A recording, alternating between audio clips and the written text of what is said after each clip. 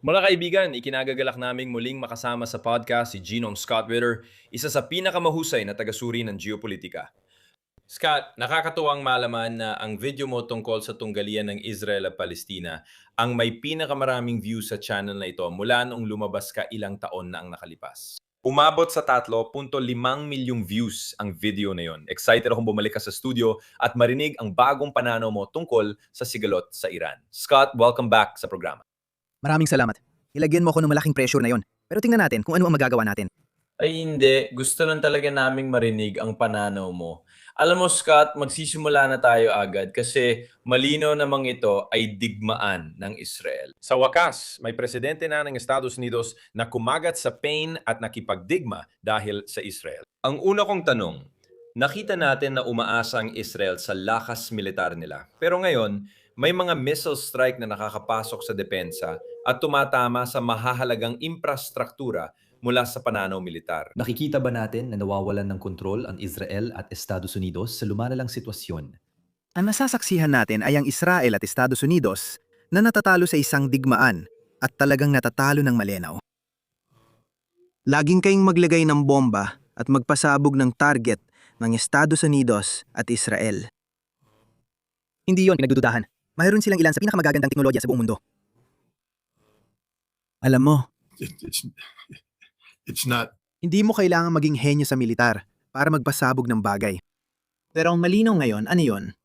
Nasa 17 araw na tayo o parang ganon. Yung mga sumasabog na bagay ay hindi nagagawa ang dapat. Na ibig sabihin ay pabagalin o pahinayin ang kakayahan ng Iran sa digmaan. Handa ang mga Iranian sa lahat ng ginagawa natin. Laging isang hakbang sila sa unahan natin. Pupusta ako ng pera. Wala akong maraming pera. Pero pupusta ako na wala tayong nasira na mahalaga sa Iran. Matagal na nating ipinapahiwatig ang digmaang ito. Naging weapons inspector ako sa Iraq pagkatapos ng Desert Storm. Lumaban din ako sa Desert Storm. Gumanap ako ng papel sa pagtukoy ng target at pagsusuri ng pinsala sa labanan. Alam ko kung paano namin ginagawa yon dahil ako mismo ang gumagawa. Titingnan mong larawan ng target na lugar at sisiguraduhin kung nasunod ang pamantayan ng pagkawasak. May butas ba tayo sa sulok ng gusali kung saan natin gustong magkaroon ng butas? Oo, meron. May ebidensya ba ng pangalawang pagsabog? Oo, meron. At ang ibig kong sabihin, sinuri namin lahat at sinabi naming nawasak na namin ang lahat. At pagkatapos, bilang isang inspektor ng armas, pumunta ako sa Iraq at ininspeksyon ko lahat ng gusaling pinasabog namin noong Desert Storm na sinasabi naming winasak na namin. Pero natuklasan kong wala namang laman ang mga gusaling yon. Nailikas na lahat yon bago pa man at ibinalik ng mga Iraqi. Sabi ng isang general na Iraqi, sabi niya, Scott, Ginoong Scott. Mahilig nila akong tawaging Ginoong Scott. Ginoong Scott, magaling talaga kayo mga Amerikano sa pagpapasabog ng gusali. Sabi niya, kami naman, magaling magbuhos ng semento. Ang kaibahan, kapag nagpapasabog ng gusali, wala na yung laman. Pagkatigas ng semento, ibinalik namin ang gamit at bumalik sa operasyon. Hindi nyo kami napigilan. Iyan ang nangyayari ngayon sa Iran. Kung akala mo iniwan nila ang mahahalagang kagamitan sa produksyon sa mga kilalang pasilidad, matapos sabihin ng Estados Unidos na may posibilidad ng digmaan habang nagpapadala tayo ng mga aircraft carrier at eroplano. Kung naniniwala ka talaga doon, may ibebenta akong tulay sa Brooklyn sa iyo. Bibigyan kita ng magandang presyo, pero bibilhin mo pa rin dahil akin yon. At naniniwala ka sa kahit ano. Walang laman ng mga gusali kaya di natin nakukuhang resulta. Mas mabilis pa ang pagbangon ng Iran mula sa sigalot kaysa inaakala ng kahit sino. Kailangan lang nilang magtayo ng mga gusali. Pero ang nasa loob ng mga gusali, yung mga mamahaling kagamitan, ay iniingatan sa isa sa mahigit 100 at 20 iba't ibang taguan na ginawa nila sa loob ng mga bundok. Ang Firdos Underground Nuclear Enrichment Facility na binomba ni Trump noong Operation Midnight Hammer noong Hunyo ay orihinal na hindi talaga dinisenyo para maglaman ng mga centrifuge cascade. Isa itong taguan. Bale, pumasok lang sila at humukay sa loob ng bundok at ginawa nila mga standby na taguan ng mga ito sakaling magkaroon ng digmaan para mailipat at maitago nila ang mga materyales doon. Isa ito sa, gaya ng sinabi ko, 120. At malamang ay mas marami pa ang ginawa para sa layuning ito. At bawat isa ay konektado sa isang pasilidad na may nakatalagang mga truck na dinisenyo para kunin ang mga bagay na ito at dalhin sa pasilidad na yon. Siguro alam lang natin kung nasaan ang isa o dalawa sa mga ito at pinapasabog natin ang mga lagusan. Yan ang madalas sabihin. Pinapasabog natin ang mga lagusan. Sige, pinaguho natin ang lagusan na may gamit sa produksyon. Nandun pa rin ang mga gamit sa produksyon. Balang araw, ang lagusan na mismo ang magiging kumpanya ng produksyon. Hindi natin ginagawa ang akala natin ginagawa natin. Siguradong hindi natin napipigilan ang paglulunsad nila ng mga ballistic missile dahil araw-araw nila itong inilulunsad at nagiging epektibo.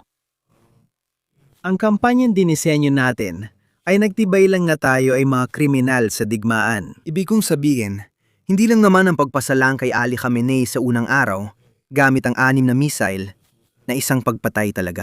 Kita mo, Scott, lehitimo lang siyang command and control target kung may lehitimong digmaan. Sino bang nagdeklara ng digmaan? Hindi ang Kongreso. Inilaglag nila ito. Nakuha ba ng Presidente ang UN Security Council na magpasa ng Chapter 7 Resolution? Marami mang kumukontra, Scott. Pero yan ang nasa konstitusyon. Ayokong turuan ang mga Amerikano sa konstitusyon dahil naniniwala akong alam na nila ito. Ayon sa Supremacy Clause ng konstitusyon, kapag ang kasunduan ay pinirmahan ng Presidente at inaprubahan ng Senado ng mahigit 2/4, ito ang nagiging pinakamataas na batas. Maaring ayaw mo nito, pero wala akong pakialam. Iyan ang konstitusyon, ang pinakamataas na batas sa bansa. Ibig sabihin, ang United Nations Charter ay itinatali sa atin ng konstitusyon. Ipinagbabawal lang charter ang ginagawa natin na yon. Pwede lang tayo makipagdigma ayon sa charter kung inatake tayo ng Iran. Tatalakayin ko ito mamaya. O kung ituturing na Security Council na may nalalapit na banta sa pandaigdigang kapayapaan at seguridad na hindi kayang lutasin sa pamamagitan ng diplomasya, papayagan nila ang paggamit ng puwersang militar. Ganiyan din ang ginawa natin sa Desert Storm. May pahintulot tayo ng United Nations na magbuo ng koalisyon para palayain ang Kuwait mula sa mga Iraqi. May pahintulot tayo mula sa Kongreso. Nagtipon sila 4 na araw bago ang pambubomba at nagpasa ng resolusyon na nagbibigay otoridad sa Pangulo na ipatupad ang resolusyon ng Kabanata 7. Nagbigay ang Pangulo ng mahinang pahayag ukol sa pangangailangan ng preemption. Hindi niya masabi ng diretso ang kwento dahil sinabi niya agad na atakehin tayo ng mga Iranian. Sabi nila, sila raw ang unang atake kaya dapat mauna tayo. Pero sinabi ng Pentagon sa Kongreso na hindi yon totoo. Hindi naman tayo unang atakihin ng mga Iranian. Handa lang silang gumanti kung umatake tayo. Pero walang agarang banta ng unang pag-atake mula sa mga Iranian. Nabuwag ang argumentong yon. Pero kahit ganun, ano ba talagang banta? Naririnig natin ang nuklear, sabi ni J.D. Vance sa White House na may banta raw. Pero alam natin na hindi ito nuklear na banta. Bakit? Una sa lahat, si Tulsi Gabbard, ang direktor ng Pambansang Intelihensya, ay nagbigay ng ulat sa Kongreso ng Estados Unidos noong nakaraang taon. At sinabi niyang walang programang nuklear na armas ang Iran. Siya ang pinuno, numero 1. Walang mas mataas pa sa kanya sa mundo ng intelihensya. Ito ang pinagkaisang pagdatasan ng komunidad. Sabi ng Pangulo, mali siya. Kumuha ako ng intelihensya mula sa iba, pati sa Israel. Para sa lahat ng Amerikano, dapat talagang ikagalit niyo ito dahil sabi ng ating intelihensya ay wala. Ang sabi naman ng Israeli Intelligence, bilang matagal nang sumusubaybay sa Israeli Intelligence, sinasabi ko ito. Noong 2004 nagsumite ang mga Israeli ng pekeng dokumento sa International Atomic Energy Agency na nagsasabing may programang nuklear na armas ang Iran. Ang mga Israeli ang pumeke ng mga iyon. Mukhang naniniwala silang nakalimutan na natin iyon dahil noong 2018 muli nilang inilahad kay Pangulong Trump ang di umano'y bagong natuklasang mga dokumento. Nang suriin namin, ito rin ang dokumentong tinangkang ibenta sa amin noong 2004 iba lang ang presentasyon ng kasinungalingan.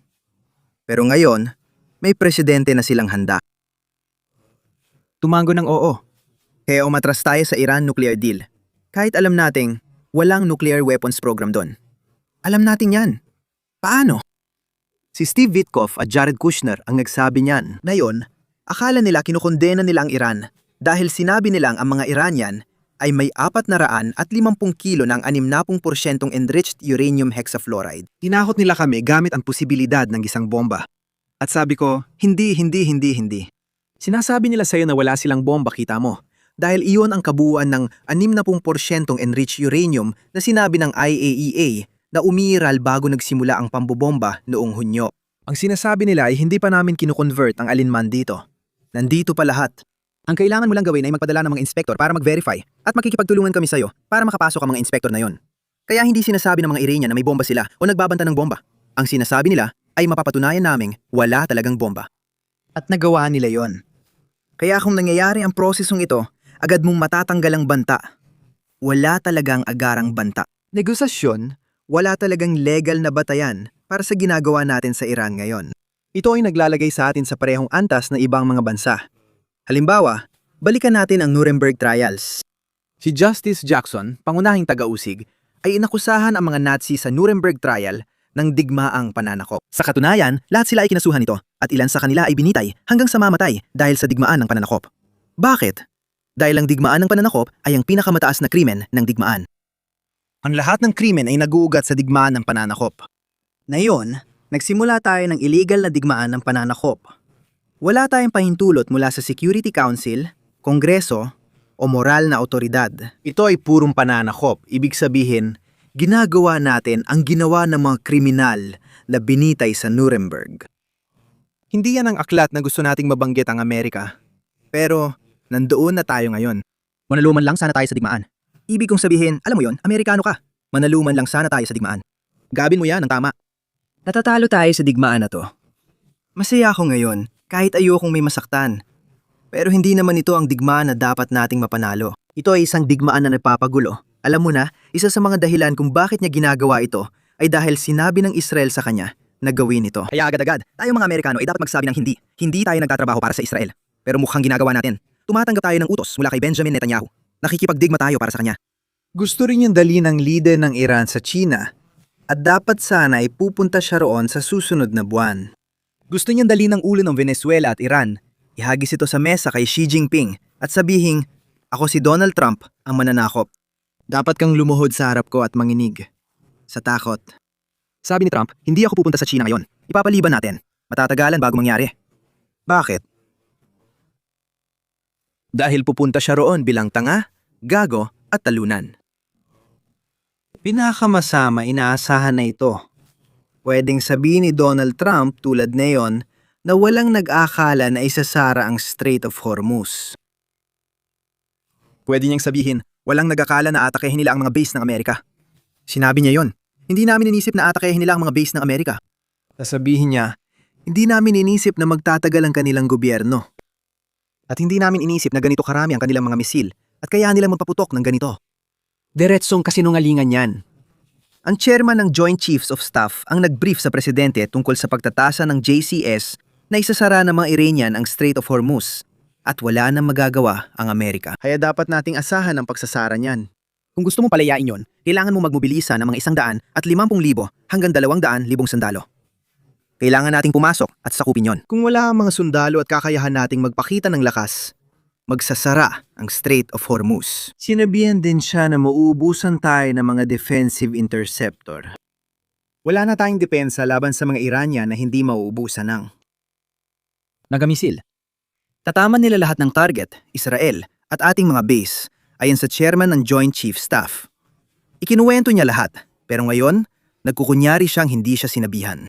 Mas malala pa, inutusan ni Tulsi Gabbard, direktor ng Pambansang Paniktik, ang National Intelligence Council, ng pagsusuri na nagsabing imposible ang pagpapalit ng rehimen. Kung papatayin si Eli Khamenei, magkaisa lang ang bansa at walang tsansang magpalit ng rehimen. Tinalakay niya ang mga panganib sa pandaigdigang ekonomiya. Sa madaling salita, lahat na nangyari ay sinabi na sa Pangulo bago siya nagdesisyon na matatalo tayo sa digmaang ito. Matatalo tayo ng tuluyan, na wala tayong kakayahan para manalo rito. At lahat ng ating mga layunin at mitiin ay hindi makakamtan.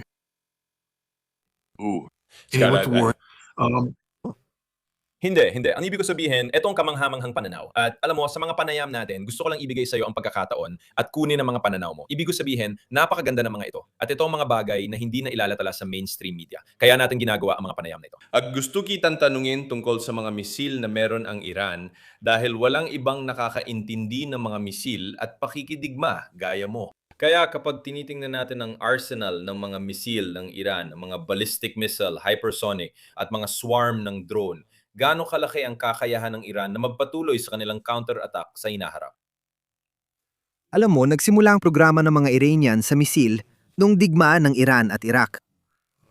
Ang mga Iraqi ay nagpapaputok ng Russian-made Scud missile sa mga lungsod ng Iran. Kaya ang mga Iranian ay pumunta sa Libya at pagkatapos ay sa Syria para makakuha, sa tingin ko, sa totoo lang Syria muna, tapos Libya para magkaroon ng sarili nilang kakayahan sa Scud missile. At nang nagsara ang mga lugar na yon, pumunta sila sa Hilagang Korea at kinuha ang bersyon ng Scud ng Hilagang Korea. Pero sa totoo lang, binili lang nila ang mga misil na ito at pagkatapos ay binuo nila ang sarili nilang puwersa ng misil. Sa pagdaan ng panahon, pinaganda at pinalawak nila ang kanilang mga misil gamit ang reverse engineering. Ang mga Iranian ay ilan sa mga pinakamahusay na inhinyerong makikilala mo. Naalala ko nung kausap ko ang IAEA inspector tungkol sa nuclear program ng Iran. Sinabi ng isa, "Scott, dapat mong maintindihan na kausap natin ang nuclear scientist na edukado sa pinakamataas na antas. Ang Iran ang may pinakamataas na porsyento ng peer-reviewed na PhD thesis sa larangan ng nuclear, kumpara sa kahit anong bansa sa mundo. Peer-reviewed pa. Hindi ibig sabihin ito na sa loob lang ng Iran. Ibig sabihin, inilalatala nila ito sa Europa at Estados Unidos, kung saan kilalang tao ang nagre-review. At ang mga siyentipikong ito ay bumabalik at pumapasa sa kanilang mga kwalifikasyon. Sila ang top na siyentipiko sa mundo. Literal. Kaya kapag nire-reverse engineer nila ito, agad nilang tinitingnan kung paano ito mapapabuti. Ang paggana ng isang liquid engine, kung paano mapapabuti ang guidance at control, kung paano i-streamline ang airframe, lahat ng ganitong klase ng bagay. At sa paglipas ng mga taon, gumawa sila ng bagong missile, tapos isa pang missile, at bawat isa ay mas maganda kaysa sa nauna. Pagkatapos, napunta sila sa posibleng digmaan kontra Israel. Ngayon, ika-4 na henerasyon na ng mga missile nila. Sabi nila, gawa tayo ng marami, kaya ginawa nila ito. 20 taon nang nakalipas, gumawa sila ng maraming piraso ng isang uri ng liquid fuel missile. At pagkatapos, in-upgrade nila yon. Pagkatapos, in-upgrade pa ulit nila yon. Lumipat sila sa solid rocket propellant at maneuvering warheads. Nagsimula na sila. Nang magsimula ang digmaan, basta na lang pinaputok ng mga Iranian ang mga missile na 20 taon na. Binahan nito ang air defense systems, kaya marami sa mga missile ang nakalusot. Tanong ng iba, bakit hindi tuloy-tuloy ang pangpapaputok nila? Ayaw talaga nila ng mga missile na ito. Ginagamit lang nila para maubos natin ang mga mamahaling ballistic missile interceptor natin. Ang gusto nila ay yung mga missile na meron sila ngayon. Solid rocket fuel, ibig sabihin mabilis ito. Isang liquid fuel engine. Ngayon, napaunlad ng mga Iranian ang fuel nila, kaya pwede na nila itong ikarga at ituring na parang bala ng baril. Pag nailagay na ang fuel, kailangan mo itong alisan ulit ng laman, ayusin ang missile, o gamitin na agad. Kaya kung sa tingin nila ay magkakaroon ng krisis, pre-fuel na nila ang mga missile na parang bala ng baril. Ibig sabihin, ilalagay na lang ito sa launcher, iaangat at ipapaputok. Dati inilalabas mo muna ang missile na walang laman, nilalagyan ng oxidizer at fuel. Matagal ito at pwede kang barilin habang nasa labas. Saka mo lang ito ilulunsad. Ngayon, nalampasan na nila yon. Kung solid, di na kailangan lagyan ng fuel. Ilalabas at papaputukin na lang. 2 yugto, mas malayo mararating. Ginawa na nila ang mga bagong warhead. Gumagamit sila ng warhead na may mga decoy. Dapat maglaan ng oras sa mga tao para panuurin at unawain ang palabas ng ilaw sa langit. Makikita mo may paparating na misil, maglalabas ito ng bus na may dalang warhead at mga decoy. At makikita mo inilalabas ang mga decoy. At mapapansin mo kung paano nila ang layunin ng mga decoy dahil panuurin mo kung ano ang nangyayari kapag inilabas ang mga decoy. Ininalabas sila paabante at mas nagiging maliwanag sila. At lahat ng dome hindi ginto, kundi Iron Dome, ang tumataas at humaharang sa mga yon. At pagkatapos, nagsisimula na silang magpalabas ng iba pang mga warhead na yon. Pagkatapos, inilalabas nila ito sa takdang bilis, kaya nakuha ng mga decoy ang unang bugso na interceptor. Ngayon, pinalalabas na nila ang totoong mga warhead, at ang susunod na bugso ng mga interceptor ay umaakyat at nakakakuha ng solusyon para maharang ito. At pagkatapos, bumibilis ang mga ulan ng bala papasok. Kaya ang mga interceptor ay papalapit at sinusubukang abutin sila habang ang misil ay papunta at boom, boom, boom, tinatamaan ang target. May iba rin sila agad nagmamanyobra pagpasok at makikita mo ito. Hindi naman kailangan ng ganitong kilos, hindi ito parang NASCAR o Indy 500 ang dramatiko. Eksakto ang solusyon sa pag-intercept, parang bala na tumatama sa isa pa. Kailangan mo lang lumihis ng konti para magmintis ang bala. Napaka-elegante nito. Mapapansin mong papalapit na may S-turns. At dahil 2 dimensyon lang ang nakikita sa screen, hindi natin alam ang ginagawa nito sa gilid. Pero papalapit na ito. Gumagawa ito ng mga galaw na literal na umiilag sa mga interceptor. At pagkatapos ay papasok, mag-o-orient, bam! at tatamaan ang target. Kamangha-mangha ang kanilang guidance system. Sabi ng iba, kukunin nila ang teknolohiya ng kanluran at pwede silang pigilan. Gumagamit sila ng GPS. Well, natutunan na rin nila kung paano gamitin ang GPS hanggang sa isang punto. Pero meron din silang stellar navigation. Meron din silang sarili nilang terrain mapping navigation, katulad ng ginagamit natin sa cruise missile. May iba't ibang navigation system silang ginagamit para sa mga warhead na ito. At ang mga warhead na ito ay tumatama sa lahat ng tinatarget nila.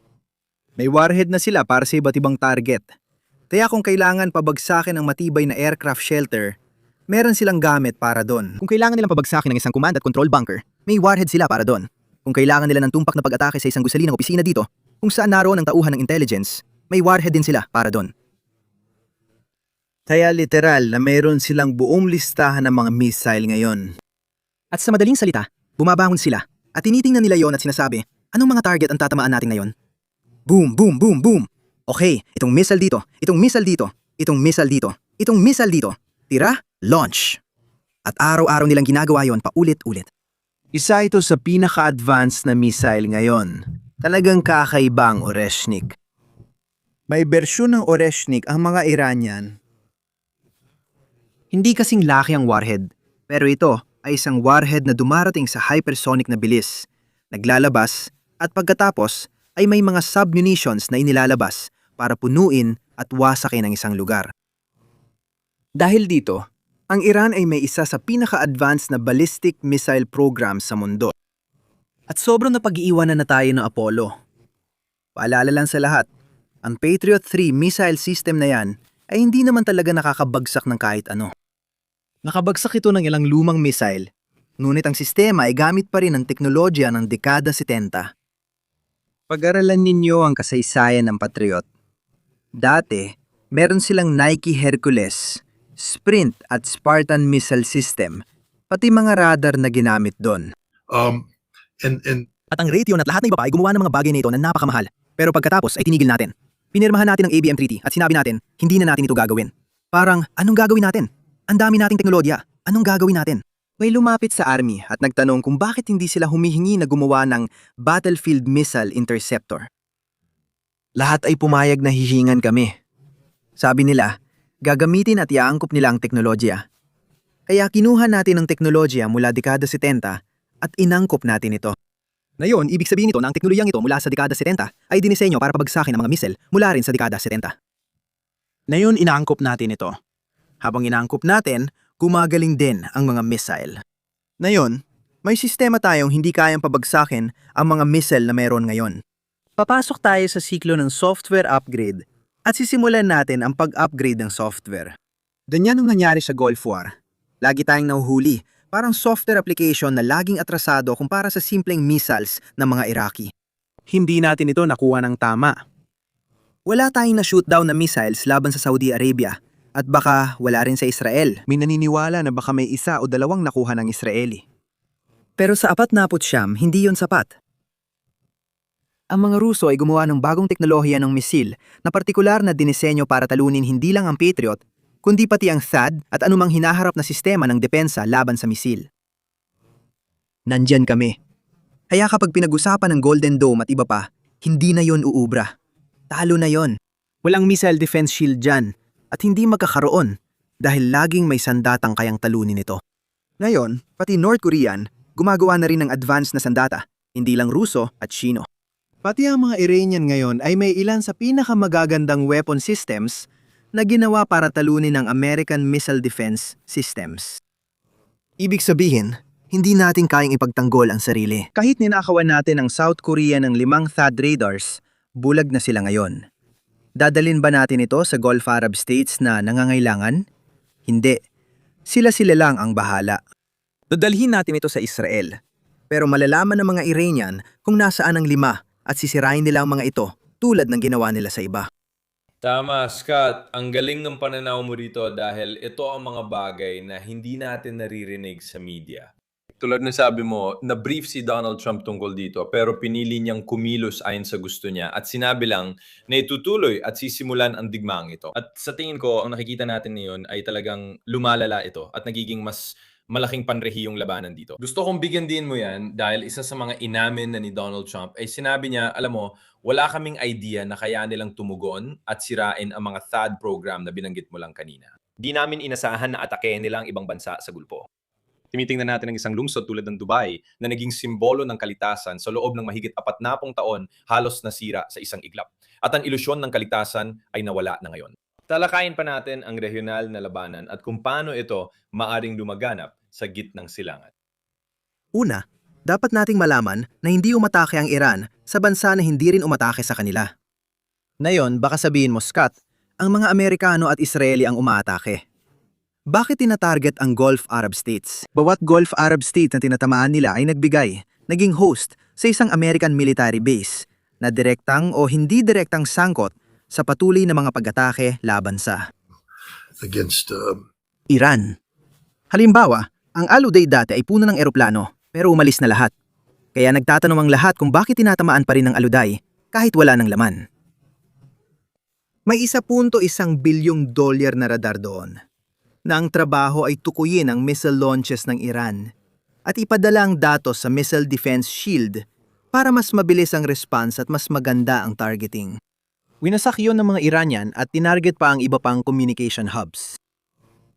Bakit? Kasi kabilang sila sa labanan. Walang inosente dito. Kasama ang Bahrain, Kuwait at Saudi Arabia.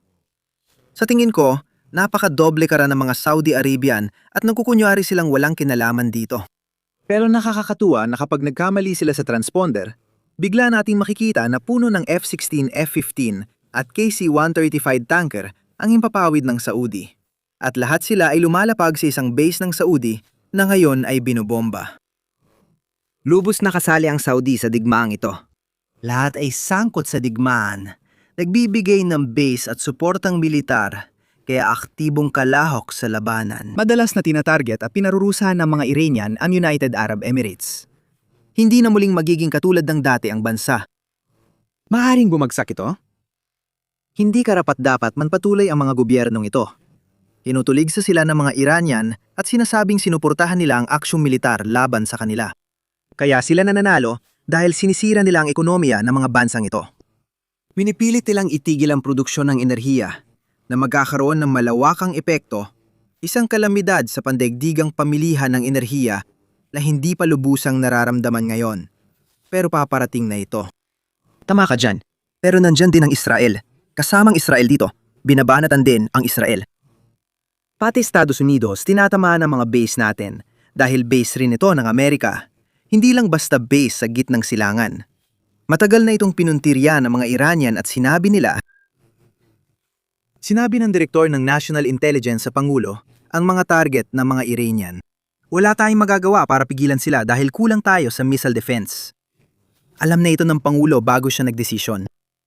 Scott, gusto kong igalang ang oras mo. Alam ko limitado ito, pero gusto kong malaman kung ano ang susunod nating gagawin. Dahil sa tingin ko, malinaw na ngayon na si Donald Trump ay desperadong naghahanap ng paraan para makalabas. Marami ang nagsasabing basta na lang siyang magdedeklara ng tagumpay at iuwi ang tropa gaya ng sa Yemen. Saan mo nakikitang tutungo ang Pangulo at ano ang susunod na hakbang ng Estados Unidos? Sa palagay ko, sobra niya minamaliit ang Iran, gaya ng nabanggit mo ngayon, tungkol sa kanilang kakayahan at posibleng tugon. Ano ang susunod na hakbang ni Donald Trump at saan mo sa tingin tutungo ang Estados Unidos mula rito? Alam naman natin na nakipag-ugnayan na siya sa Rusya.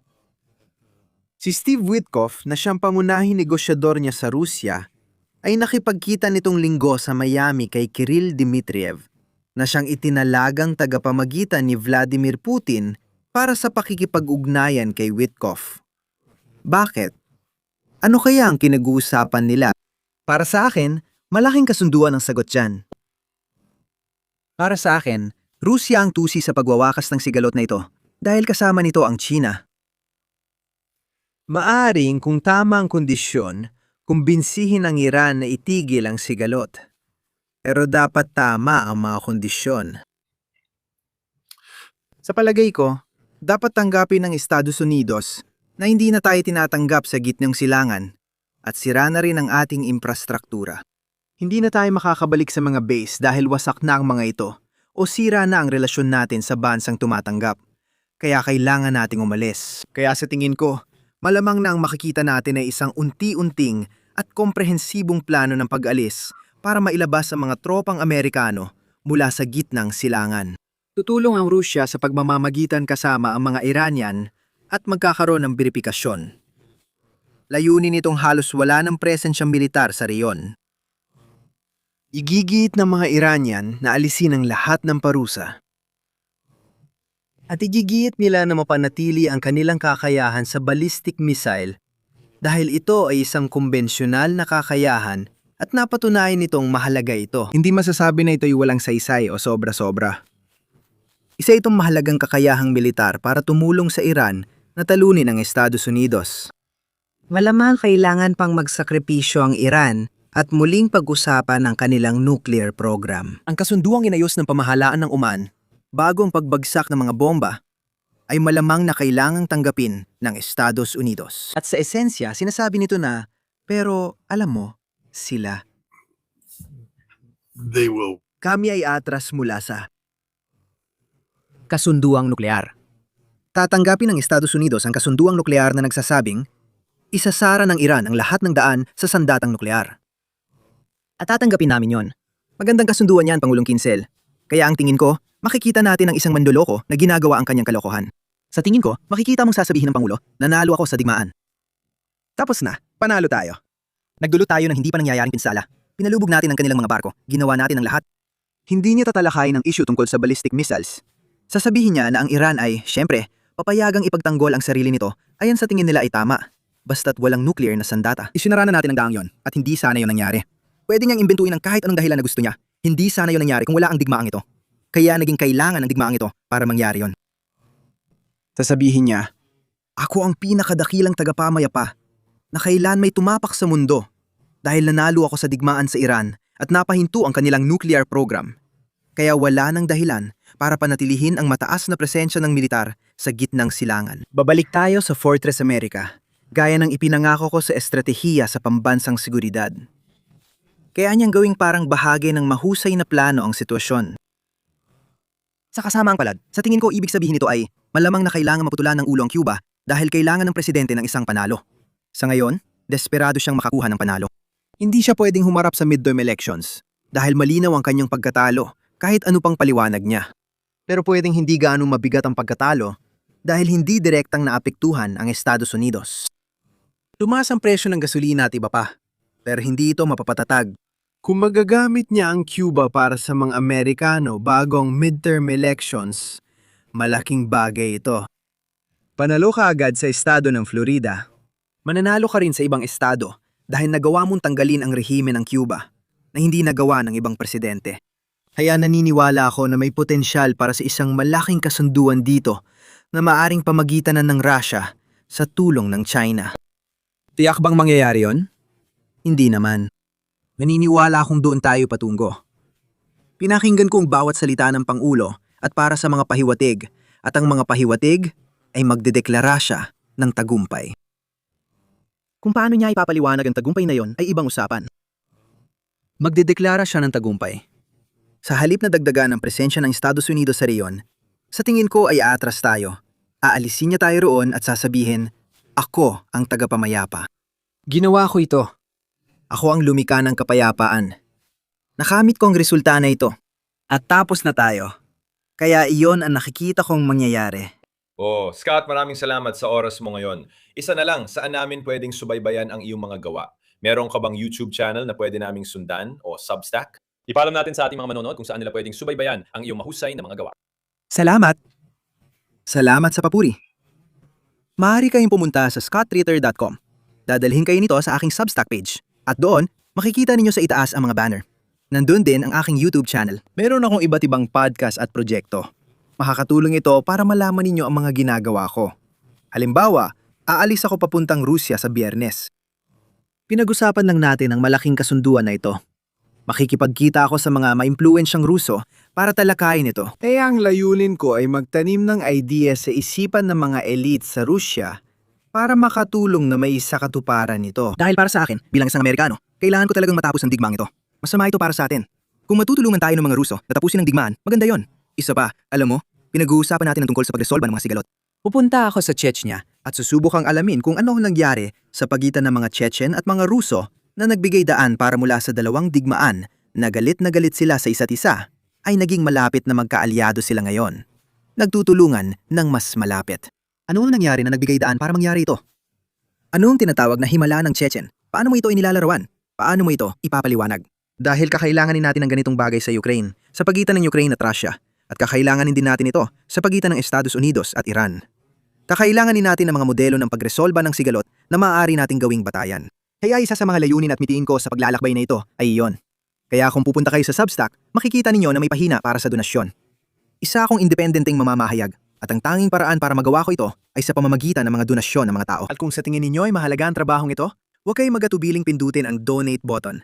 Magagamit lahat ito para sa mabuting layunin.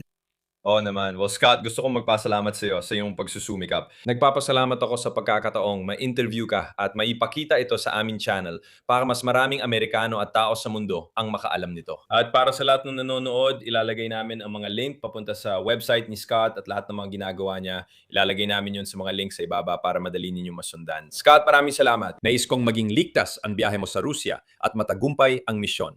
Sumasang-ayon ako, pareho tayong mamamayang Amerikano. Gusto natin ang pinakamabuti para sa bansa, pero masigasig din tayo sa pagsasabi ng totoo at pagpuna sa mga kalokohan kapag nakita natin para magdulot ito ng pagbabago. Kaya sa lahat, salamat sa panonood hanggang sa puntong ito ng video. Salamat sa paglalaan ng oras kasama kami at inaabangan namin ang susunod naming panayam sa lalong madaling panahon.